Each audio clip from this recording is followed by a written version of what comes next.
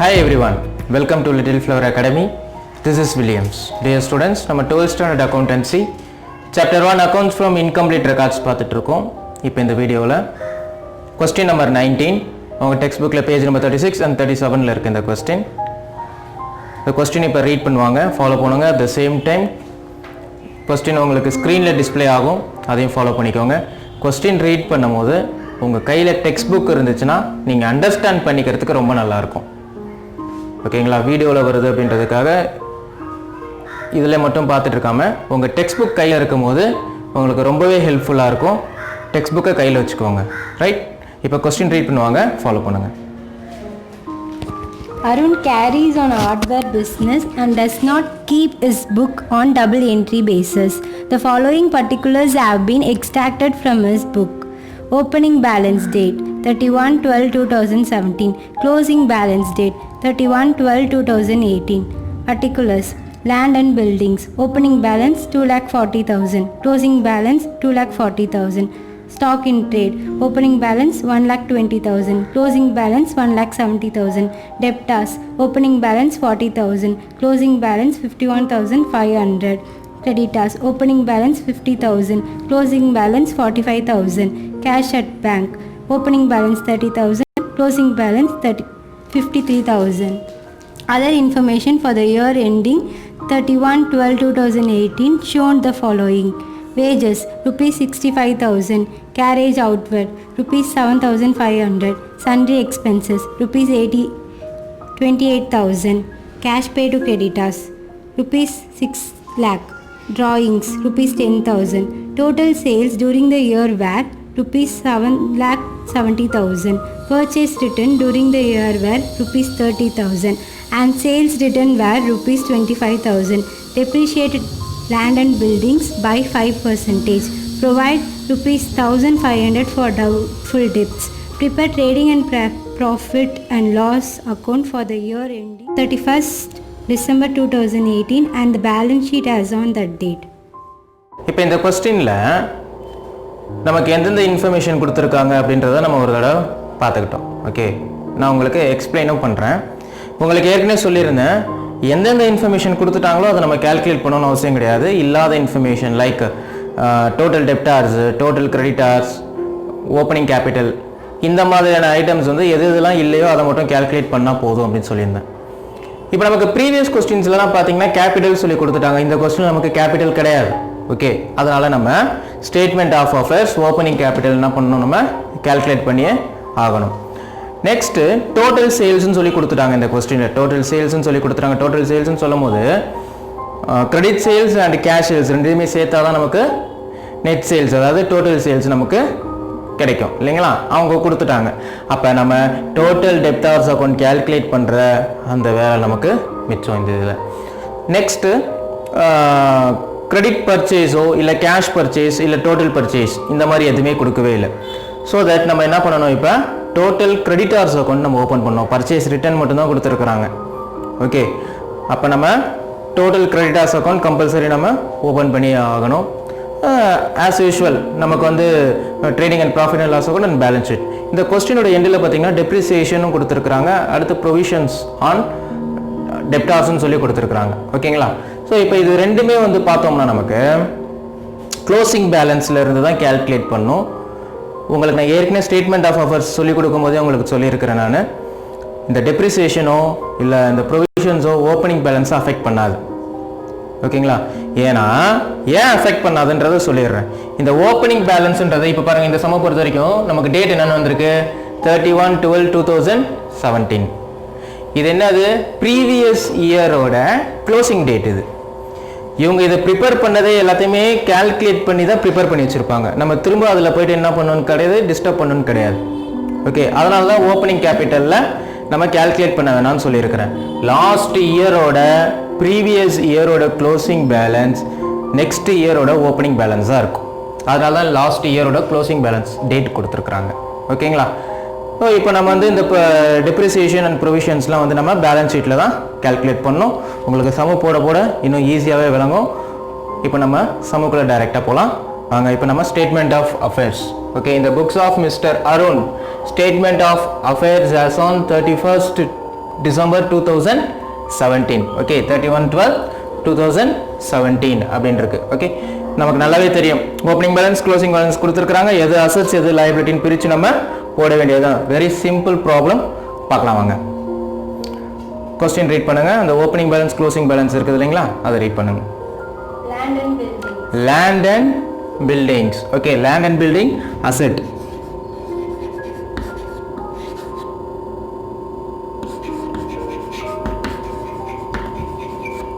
Okay, land and building rupees 2,40,000. இப்போ இந்த land and buildingக்கு depreciation சொல்லியிருக்காங்க, இதில் calculate பண்ண கூடாது. Next, stock in trade. Opening balance 1,20,000. Next,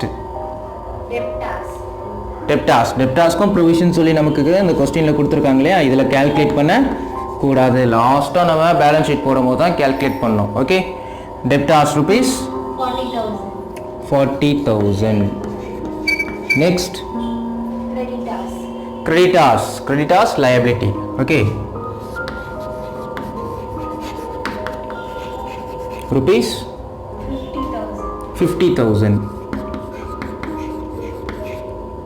Next, cash at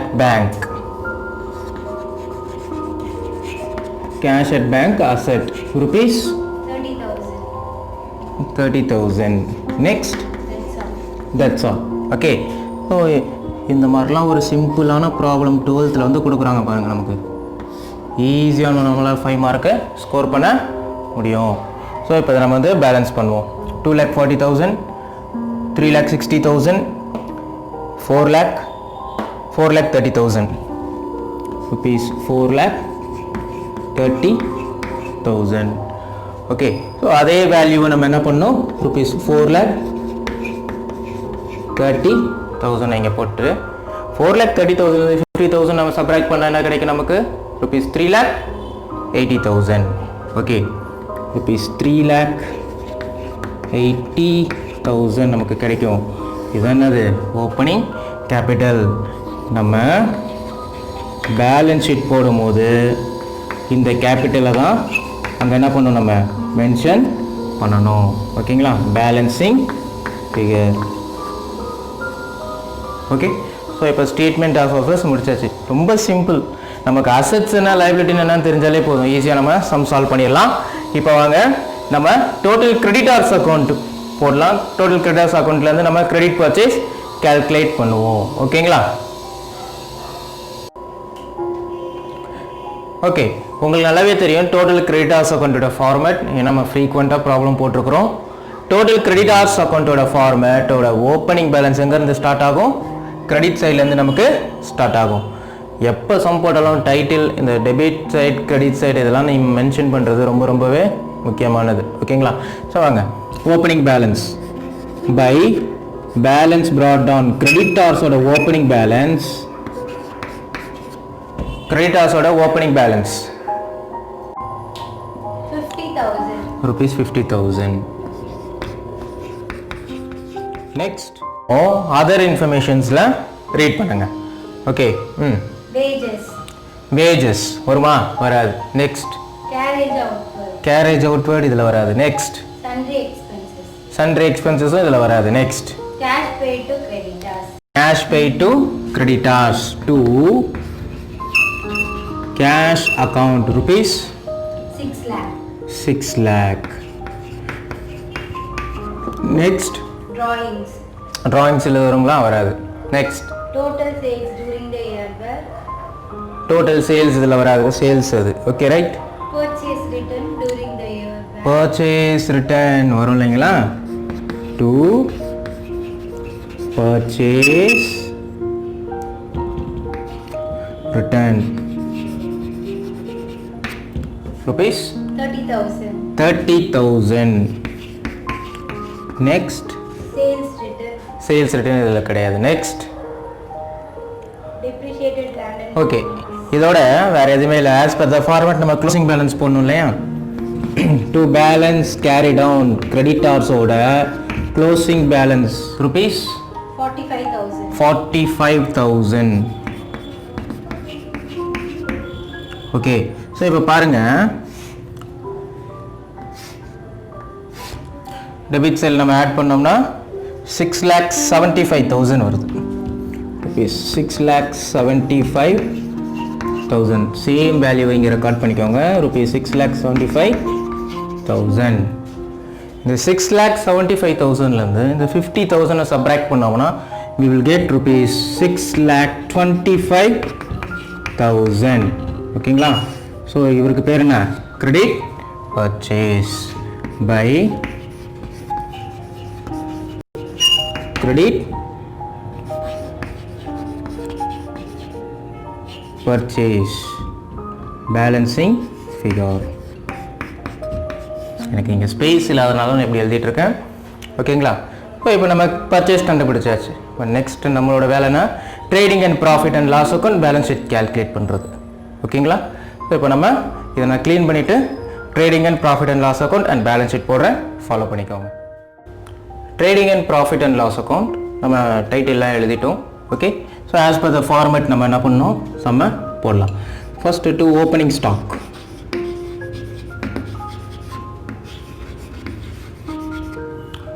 value rupees 1,20,000. Stock of goods முன்னாடி opening balance closing balance இருக்குல்ல, இந்த stock of கூட்ஸ்ன்னு இருக்கிறதுல தான் அந்த ஓப்பனிங் பேலன்ஸ் எடுத்து நம்ம ஓப்பனிங் ஸ்டாக்காக போடணும். Next as per the format to purchase. To பர்ச்சேஸ்ன்றது நம்ம கேல்குலேட் பண்ண கிரெடிட் பர்ச்சேஸ். எவ்வளோ கிரெடிட் பர்ச்சேஸ் கேல்குலேட் பண்ணணும்? ருபீஸ் 6,25,000.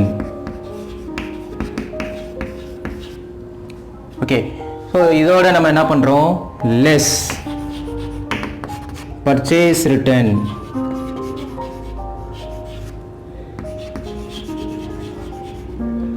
Value rupees 30,000. 6,25,000லேருந்து 30,000 சப்ராக்ட் பண்ணாலும் rupees 5,95,000. Okay, next wages. Okay, so இப்போ நம்ம அதர் இன்ஃபர்மேஷன்ஸில் வேஜஸ் இருக்குது, அந்த வேஜஸ் இங்கே வரும் நமக்கு. Okay, to wages value rupees 65,000. Next carriage outward profit and loss account. Next sundry expenses.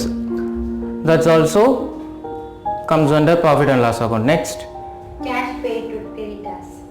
அது வராது. Next Drawings. அதுவும் வராது. நெக்ஸ்ட் டெப்ரிசியேஷன் அண்ட் ப்ரொவிஷன்ஸ் இருக்கும், இதில் வராது. இவ்வளோ தான். ஸோ இப்போ நம்ம கிரெடிட் சைட் பார்ப்போம்.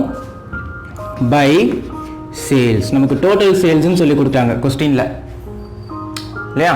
ஸோ சேல்ஸ் எவ்வளோ?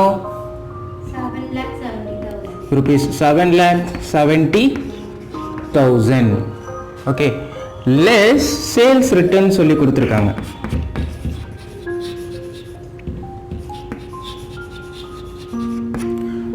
ருபீஸ் 25,000. 7,70,000லேருந்து 25,000 சப்ராக்ட் பண்ணோம்னா ருபீஸ் 7,45,000 நமக்கு கிடைக்கும்.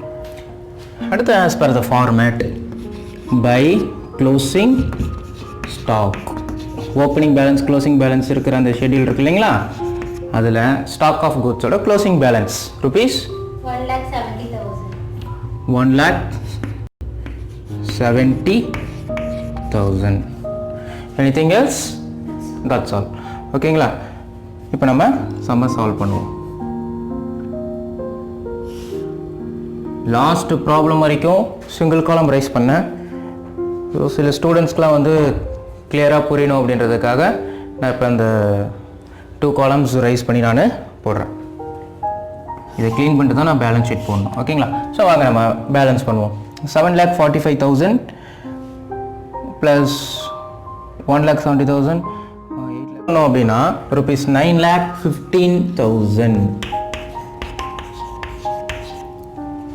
ஓகே. ஸோ நெக்ஸ்ட்டு அதே டோட்டலை நம்ம என்ன பண்ணுவோம், நம்ம இங்கே ரெக்கார்ட் பண்ணுவோம் ருபீஸ் 9,15,000. ஓகே. ஸோ இப்போ இதை நம்ம ஆட் பண்ணோம் அப்படின்னா ருபீஸ் 7,80,000 கிடைக்குது.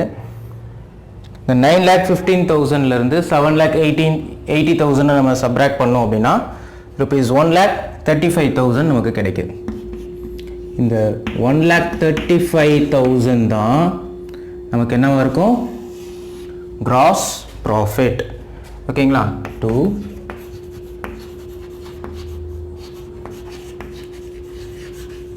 gross profit carry down. So இந்த gross profit நம்ம என்ன பண்ணுவோம், brought down பண்ணுவோம் by gross profit brought down. Okay. Rupees 1,35,000. அப்படியே நம்ம கண்டினியூ பண்ணுறோம். ஓகேங்களா. ஸோ இப்போ அதர் இன்ஃபர்மேஷன்ஸில் பாருங்கள் என்னென்ன இன்ஃபர்மேஷன்ஸ்லாம் இருக்குது, எது இதெல்லாம் வந்து ப்ராஃபிட் அண்ட் லாஸ் அக்கௌண்ட்டில் வரும்ன்றதை பார்க்கலாம். ரீட் பண்ணுங்க. வேஜஸ் நம்ம ட்ரேடிங் அக்கௌண்ட்டில் போட்டோம், இங்கே வராது. Next carriage outward. ஓகேங்களா. டு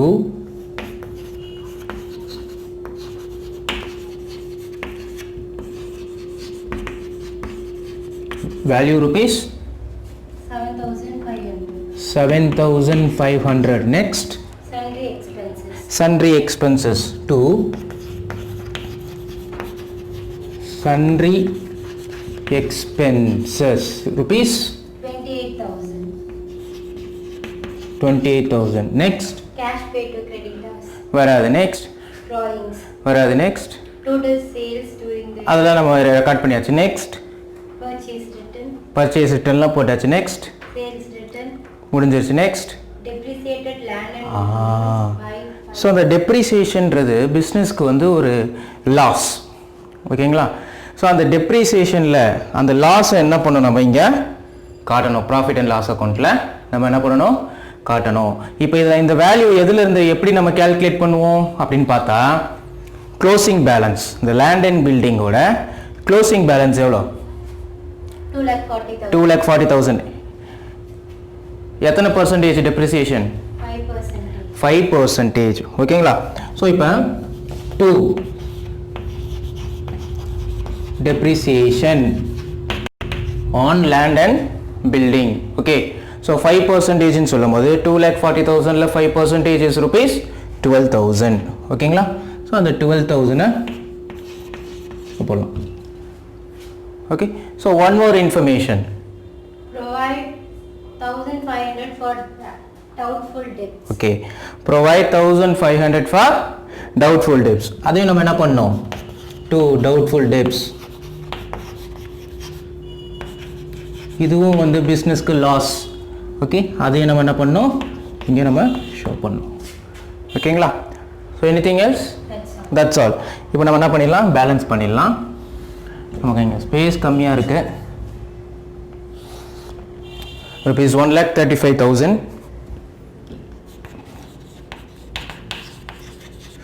ஸோ அதே வேல்யூ நம்ம இங்கே போடுவோம், ருபீஸ் 1,35,000. இப்போ நம்ம இதை ஆட் பண்ணோம் அப்படின்னா 7,500 35. ஓகே. இதை நம்ம ஆட் பண்ணோம் அப்படின்னா ருபீஸ் 49,000 கிடைக்குது நமக்கு. ஓகேங்களா. இந்த 1,35,000லேருந்து 49,000 நம்ம சப்ராக்ட் பண்ணோம்னா வில் கெட் 86,000. இந்த 86,000 தான் நமக்கு நெட் ப்ராஃபிட். கொஞ்சம் அட்ஜஸ்ட் பண்ணிக்கோங்க, நமக்கு ஸ்பேஸ் இல்லை இங்கே. Okay. To net profit transfer to capital account. ஓகேங்களா. ஸோ இது trading and profit and loss account. Next இதை நான் க்ளீன் பண்ணிட்டு உங்களுக்கு பேலன்ஸ் ஷீட் போடுறேன், பார்க்கலாம். Balance sheet. இப்போ பேலன்ஸ் ஷீட், இந்த பேலன்ஸ் ஷீட் நமக்கு டேலி ஆனதான் இது வரைக்கும் நம்ம போட்ட இன்ஃபர்மேஷன் எல்லாமே சால்வ் பண்ணது எல்லாமே கரெக்டுன்னு அர்த்தம். ஓகேங்களா. ஸோ இப்போ நம்ம இந்த books of mister Arun balance sheet as on 31/12/2018 closing பேலன்ஸோட டேட்டு போடணும். ஓகேங்களா. இது ரொம்ப ரொம்ப முக்கியமானது. Assets, liability. ஓகே. இப்போ நம்ம as per the format first நம்ம என்ன பண்ணுவோம், கேபிட்டல்.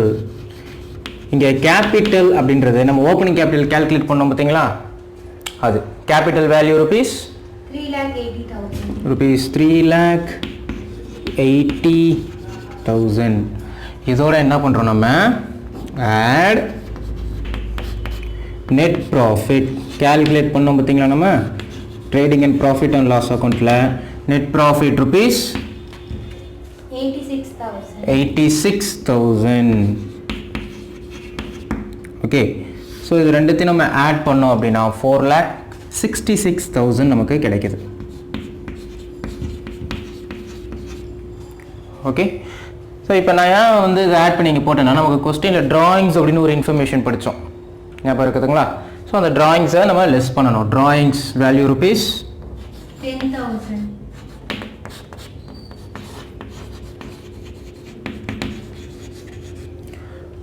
ருபீஸ் 10,000. இங்கே ஏன் drawings நம்ம லெஸ் பண்ணுறோம் அப்படின்னா, இப்போ பாருங்களேன், இது கேபிட்டல். எவ்ரி இயருக்கு இந்த கேபிட்டல் அமௌண்ட்டோட ப்ராஃபிட் ஆட் பண்ணிக்கிட்டே வருவோம். டிராயிங்ஸ்ன்னு சொல்லும் போது சொந்த தேவைக்காக எடுத்துக்கிட்டதுக்கு பேர் தான் அது டிராயிங்ஸ். பர்சனல் யூஸ்க்காக எடுத்துக்கிட்டது தான் டிராயிங்ஸ். ஸோ அந்த பர்சனல் யூஸ்க்காக எடுத்துக்கிட்டதை சப்ராக்ட் பண்ணிட்டு நெட் வேல்யூ எவ்வளோ இருக்குது இப்போ 4,56,000. இதுதான் மெயின் காலமில் போடணும். ஓகேங்களா? ஸோ நெக்ஸ்ட் இப்போ லைபிலிட்டிஸில் என்னென்ன இருக்கும், அசெட்டில் என்னென்ன இருக்கும், அதர் இன்ஃபர்மேஷன்ஸில் இருக்காது. ஓகேங்களா? ஸோ முன்னாடி இந்த ஓப்பனிங் பேலன்ஸ் க்ளோசிங் பேலன்ஸ் கொடுத்துருக்காங்க பாருங்கள், அந்த இன்ஃபர்மேஷன் ரீட் பண்ணுங்கள். எது அசெட்டில் வரும் எது லைபிலிட்டியில் வரும்ன்றதை நம்ம போஸ்ட் பண்ணுவோம். ஓகே. க்ளோசிங் பேலன்ஸ் வேல்யூஸை நீங்கள் என்ன பண்ணணும் இப்போ பார்க்கணும். ஓகேங்களா? கொஸ்டினில் க்ளோசிங் பேலன்ஸோட வேல்யூவை நீங்கள் பார்க்கணும். இப்போ பாருங்கள், ஒன் பை ஒன்னாக படிங்க. Land and buildings. நமக்கு இந்த லேண்ட் அண்ட் பில்டிங்ஸை பற்றி ஒரு இன்ஃபர்மேஷன் கொடுத்துருந்தாங்க இல்லையா? டெப்ரிசியேஷன் சொல்லிட்டு அதை நான் டெப்ரிசியேட் பண்ணணும். அப்போ closing balance value is rupees 2,40,000. இந்த 2,40,000 இருந்து லெஸ் டெப்ரிசியேஷன் இதை நம்ம மைனஸ் பண்ணி காட்டிட்டோம் அப்படின்னா இந்த லாஸை, ஓகே, ருபீஸ் 12,000. 2,40,000 12,000 மைனஸ் பண்ணால் ருபீஸ் 2,28,000 தான் இப்போ இந்த லேண்ட் அண்ட் பில்டிங்கோட actual price. Okay. Next stock in trade. Closing balance, அதாவது closing stock in trade rupees 1,70,000. Next debtors. இந்த டெப்டார்ஸை பற்றின ஒரு இன்ஃபர்மேஷன் இருக்கு இல்லையா, டவுட்ஃபுல் டெப்ஸ்ன்ட்டு. Debtors value is rupees 51,500 less doubtful debts.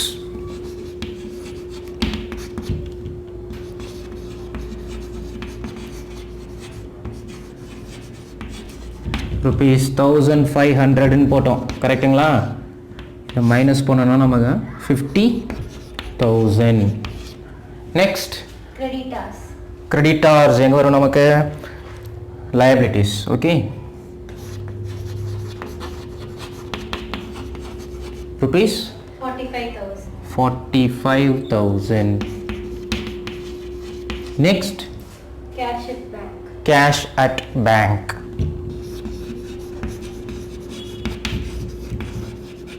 Value 53,000. Next, that's all. Okay, இப்போ நம்ம அதை பேலன்ஸ் பண்ணணும். நமக்கு liabilities and assets equal answer வந்தால் தான் நம்ம போட்ட சம்மு கரெக்ட்.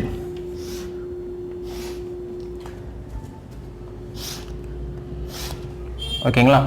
ஸோ பார்ப்போம். 4,56,000, 4,61,000, 5,01,000. ஓகே. ஸோ இப்போ நம்ம ஆட் பண்ணோம் அப்படின்னா 2,48,000, 2,28,000, 2,98,000, 3,98,000,